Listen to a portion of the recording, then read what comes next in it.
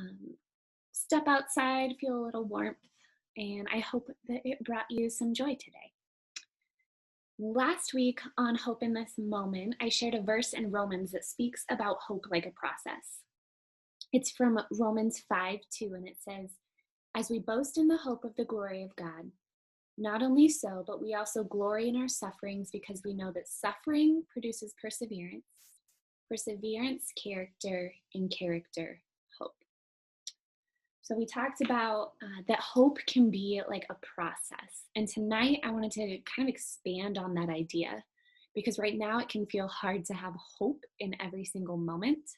So a question that I ask myself a lot because I'm a doer is how? How do I persevere in hope? Persevering is a choice. So if persevering leads to hope, then how can I choose hope more? So this week, I feel like I've had countless opportunities where and I could choose hope or not, and it felt really tangible. And what that looked like for me was how I was spending my time and then my motive behind the behaviors for why I was choosing to spend my time that way. So some things for me are vegging out, watching TV because the day was long and the unknown feels really endless, or watching TV for entertainment. So, what is my motive behind that?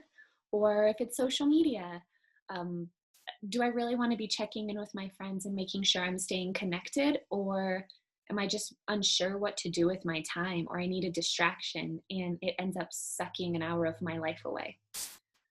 So, every single person has numbing behaviors. I could list endless examples of behaviors. So that could be an addiction, could be a vice that you're drawn towards, or even mindsets, fantasy lands that you pull back into when life feels really overwhelming. And the problem isn't always what we're doing, but the reason why we're doing it. So I know I deceive myself into thinking that I can dabble with something for a couple minutes and then I'll have enough self-control to pull back. And typically that's a lie.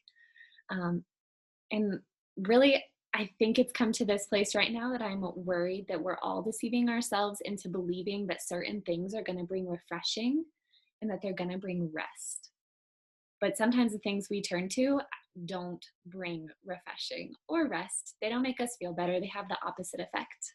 Um, might feel more tired or more shameful or more annoyed that we wasted our time. And that's usually how we know that it was a numbing behavior.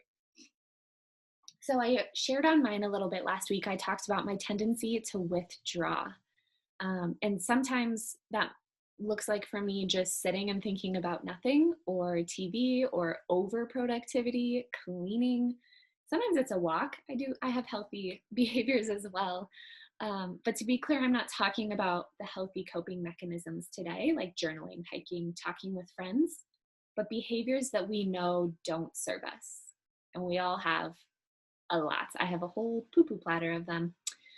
So this week, I turned to the Bible again and leaned into this idea that if my default is to withdraw, that's not how the Bible talks about withdrawing. They have a completely different definition. So the Bible references withdrawing typically as a behavior that Jesus is choosing to do.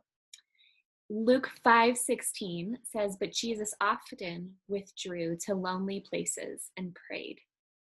We see that pattern throughout all the Gospels, that Jesus chose to withdraw and he chose to spend time with his Father and he prayed. So all over Scripture, actually, as I pulled back, I began to look at Job and the Israelites and Esther and David and Jesus. And these people all chose to cry out to God. These people were in distress and they were faced with a choice. And no matter how ugly or painful or tied up in shame they were, they chose God. They turned to him and they yelled at him and they questioned his character, but over more comfortable options, they chose God. So that was really inspiring to me. Like Job, his whole family just got wiped out. He has boils. His like everything, his whole life is literally on fire. And he chose to turn to God. And if he can do that in the depths of his suffering, like we talked about, in his suffering, he persevered, and that built his character, and he had hope. So this week I watched my withdraw tendencies, and without fail, every single time, I felt like I had this moment right before I was like transitioning to free time. Usually when my daughter goes to bed, I'm like, oh, what am I going to do with myself now? And there was this really tangible moment of choice, a decision that was to be made, like withdraw, this pull between withdraw and numb, or withdraw to a quiet place and be with my Father.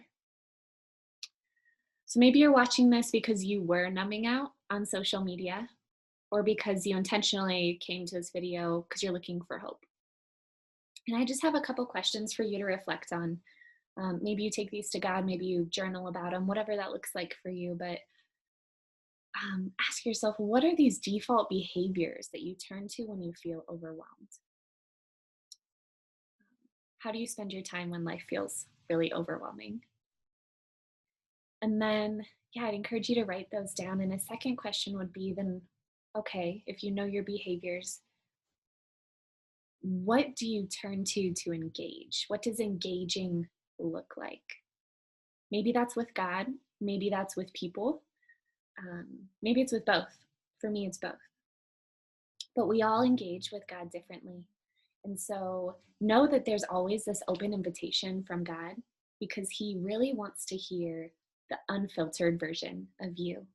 You can cry out to him, you can get angry, you can yell, you can bring your suffering and your distressing pieces to him, your worries, your anxieties, and he's going to just sit with you in that.